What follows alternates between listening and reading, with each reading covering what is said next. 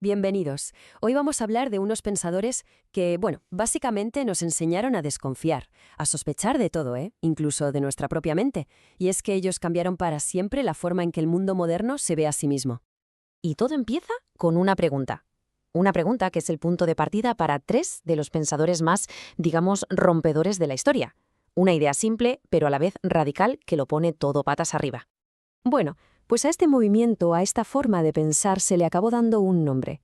Fue el filósofo Paul Ricoeur, ya en 1965, quien los agrupó bajo una etiqueta que la verdad les va como anillo al dedo: la escuela de la sospecha. ¿Y su objetivo? Pues eso, desenmascarar lo que ellos creían que eran las ilusiones, las mentiras de nuestra propia conciencia.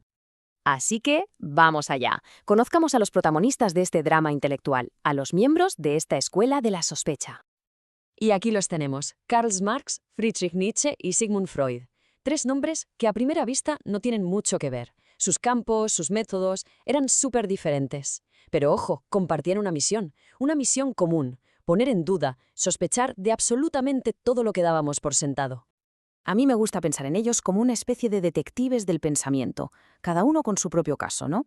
Marx investigaba la sociedad, Nietzsche la moral, Freud la mente, pero todos buscaban lo mismo, esas fuerzas ocultas, lo que está debajo de la superficie y qué es lo que de verdad nos mueve.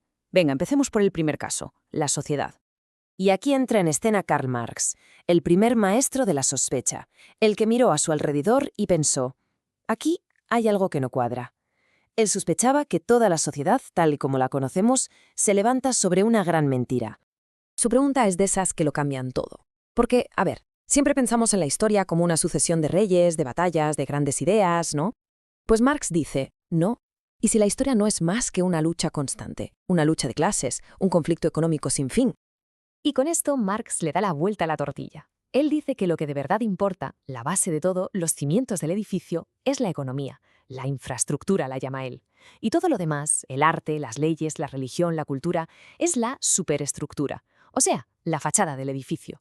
Todo lo que construimos encima para que esos cimientos económicos parezcan buenos, justos y se mantengan como están. Y de ahí sale su frase más famosa, seguro que la han oído: la religión es el opio del pueblo.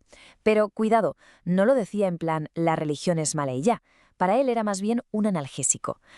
Si la vida es un infierno, la religión te da un consuelo, una esperanza, un alivio para el dolor. El problema, que ese alivio, ese opio, te quita las ganas de luchar para cambiar tu situación real. Te mantiene dócil. Vale, dejamos a Marx y su crítica a la sociedad y nos vamos con el segundo maestro, Friedrich Nietzsche. Y este literalmente llegó con un martillo en la mano, dispuesto a hacer añicos los cimientos de toda nuestra moral. Y claro, suelta la bomba. La idea más explosiva probablemente de toda la filosofía moderna. Pero ojo, no lo dice como una fiesta, Para él no es una buena noticia. Es la constatación de un hecho, de un terremoto cultural con unas consecuencias brutales. Lo cuenta con una parábola famosísima, la del hombre loco. Imaginen la escena: un tipo entra en una plaza, en pleno día, con una linterna, gritando «busco a Dios». La gente, claro, se parte de risa, no entienden nada, no se dan cuenta de la gravedad de lo que les anuncia, que es que ellos mismos, que la humanidad, ha matado a Dios, y al hacerlo se ha quedado sin brújula, sin una base para saber qué es verdad o qué está bien. Esa es la clave de la frase. Nosotros lo hemos matado. Es nuestra responsabilidad. Se acabaron las tablas de la ley divinas que nos decían qué hacer. Ahora, el ser humano está solo. Entonces, ¿qué sospecha Nietzsche? Pues que toda nuestra moral, la moral judeo-cristiana, es una especie de truco, una rebelión de los esclavos. Dice que los débiles, los oprimidos, por puro resentimiento hacia los fuertes y nobles, le dieron la vuelta a los valores. Convirtieron su debilidad, la humildad, la piedad, en virtudes. O sea, que lo que llevamos siglos llamando bueno, para Nietzsche podría ser en el fondo una venganza muy, muy elaborada. Y con esto llegamos al tercer y último maestro. Si Marx sospechó de la sociedad y Nietzsche de la moral, Sigmund Freud apuntó su lupa hacia el lugar más íntimo, nuestra propia mente. La sospecha de Freud es quizás la más inquietante. Nos dice básicamente que no somos los dueños de nuestra propia casa, que dentro de nuestra cabeza hay fuerzas que no conocemos y desde luego que no controlamos, que somos en cierto modo extraños para nosotros mismos. Aquí lo vemos con su famosa imagen del iceberg. La parte que sale del agua, esa puntita, es nuestra mente consciente. Es lo que creemos que somos, nuestros pensamientos, nuestras decisiones. Pero por debajo, la parte gigantesca y oculta es el inconsciente. Y ahí es donde está el verdadero motor de todo. Nuestros miedos, nuestros deseos reprimidos, todo lo que de verdad nos mueve sin que nos demos cuenta. Y claro, Freud aplica esta misma lógica a la religión. Para él la creencia en Dios no es ninguna revelación, es una ilusión. ¿De dónde sale? Pues del inconsciente, claro, del deseo infantil muy profundo, de tener una figura paterna, un padre todopoderoso que nos cuide, que nos proteja de las cosas que nos dan miedo, como la muerte. Muy bien, hemos visto a los tres por separado, a Marx, a Nietzsche y a Freud. Ahora, para terminar, vamos a juntar las piezas del puzzle. ¿Cuál es el legado de toda esta sospecha? O sea, ¿por qué nos importa todo esto hoy? Si lo vemos en perspectiva, lo que hicieron fue un descentramiento en toda regla. A ver, en la Edad Media, el centro de todo era Dios.